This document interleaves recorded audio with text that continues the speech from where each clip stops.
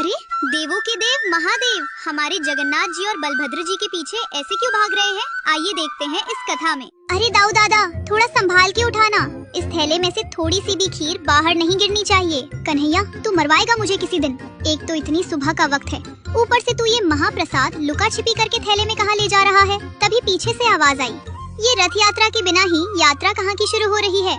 लक्ष्मी जी वहाँ खड़ी थी और उनके होठों पर मंद मंद मुस्कान थी। अरे प्रिये, कोई लंबी यात्रा नहीं है।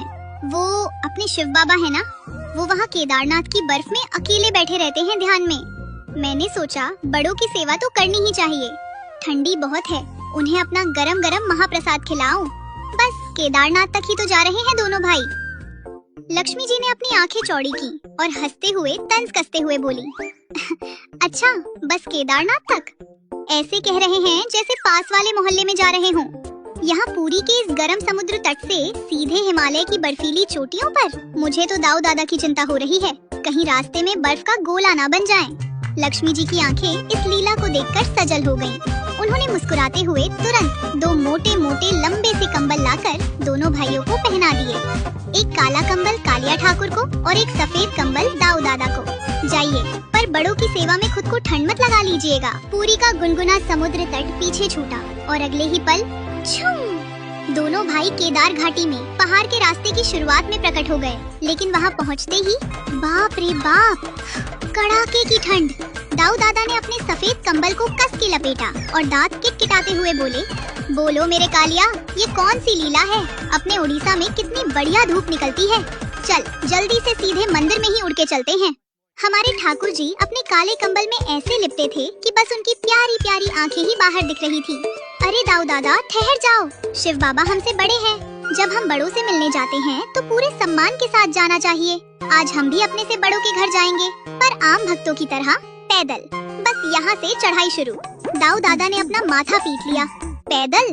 मेरे भाई, तू तो गोल मटोल सा है, तेरे पैर इतने छोटे हैं, कैसे चढ़ेंगे हम? कदम बढ़ाओ दाऊ, महाप्रसाद ठंडा हो रहा है। कालिया ठाकुर अपना थैला पकड़े आगे चल पड़े। आगे आगे बढ़ रहे हैं दाऊ दादा हांफते हुए और पीछे पीछे अपने छोटे छोटे पैरों से बर्फ में निशान बनाते हुए कालिया ठाकुर। पैरों में जूते नहीं, क्योंकि भगवान तो नंगे पांव ही शिव जी के दर्शन को निकले हैं। कन्हैया, मेरी बात सुन, मुझसे ये पहाड़ नहीं चढ़ा जा रहा, कोई रथ मंगवा ले। अरे दादा, पहाड़ की इस पतली पगडंडी पर रथ कैसे चलेगा?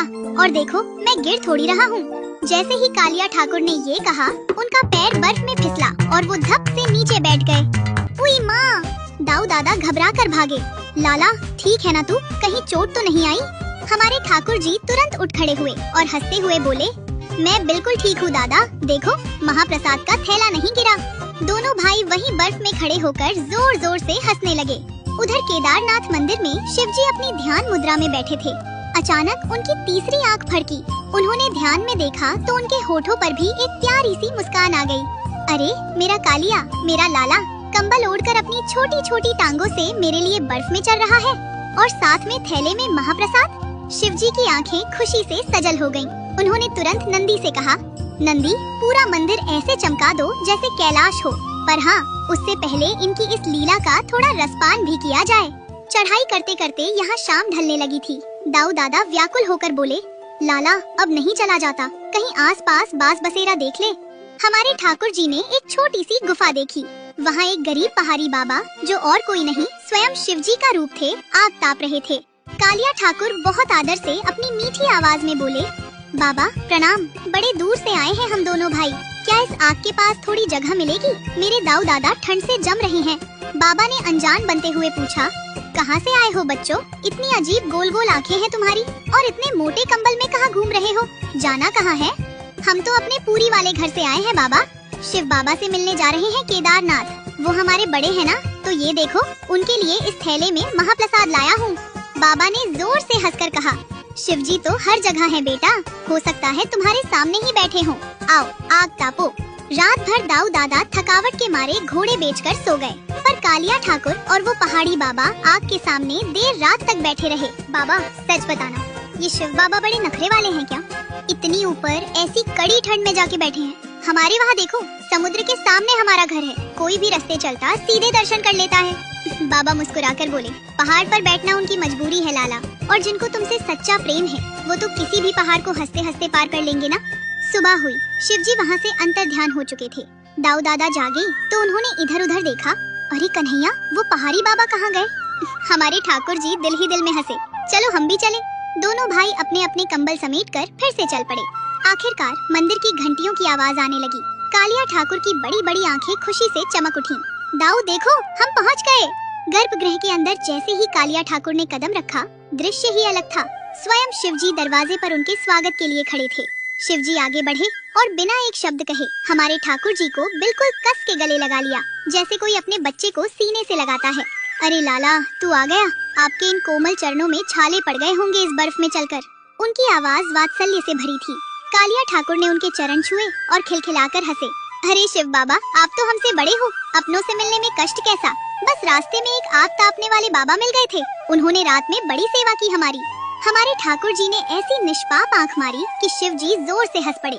तभी दाऊ दादा आगे आए। शिव बाबा प्रणाम। एक बात कहूँ, आपका ये बर्फीला घर बड़ा सुंदर है, पर यहाँ आना बड़ा ही मुश्किल है। अब मुझे जोरों की भूख लगी है। शिव जी मुस्कुराते हुए बोले, आप आइए, विश्राम कीजिए। मेरा सौभाग्य है जो आप मेरे द्वार पधारे। कालिया ठाकुर ने अपने कंबल के अंदर से वो झोला निकाला। थैले के अंदर रखा भोजन अभी भी गर्मा गर्म था। शिव बाबा, आज ये कालिया आपके लिए अपने घर से महाप्रसाद लाया है। आज मैं आपको अपने हाथों से खिलाऊंगा। शिव जी वहीं जमीन पर चौकड़ी मारकर बैठ गए। कालिया ठाकुर ने बड़े सम्मान के साथ अपने हाथों से महाप्रसाद निकाला और उनके मुख में दिया। शिव जी ने पहला निवाला खाया और तृप्त होकर बोले, वाह, आपके हृदय का सम्मान इस प्रसाद में घुला है। आज तो मेरा केदारनाथ सच में धन्य हो गया। कुछ देर आराम करने के बाद जगन्नाथ जी और बलराम जी शिव जी के साथ बर्फ में खेलने लगे। खुशी से इधर उधर भागदौड़ होने लगी, बिल्कुल वैसे ही जैसे हमारे भोलेनाथ कभी कभी गणेश जी के साथ खेलते हैं। कैसा अद्भुत दृश्य था वो। पर्वत के उस शिखर पर कालिया ठाकुर और शिव जी का आपस में इतना गहरा स्नेह था कि उस दिन केदारनाथ की हवाएं भी बिल्कुल गुनगुनी और मीठी हो गई थीं। अगर आपको ये वीडियो पसंद आई हो तो चैनल को लाइक, शेयर, बोलिए जय जगन्नाथ, हर हर महादेव।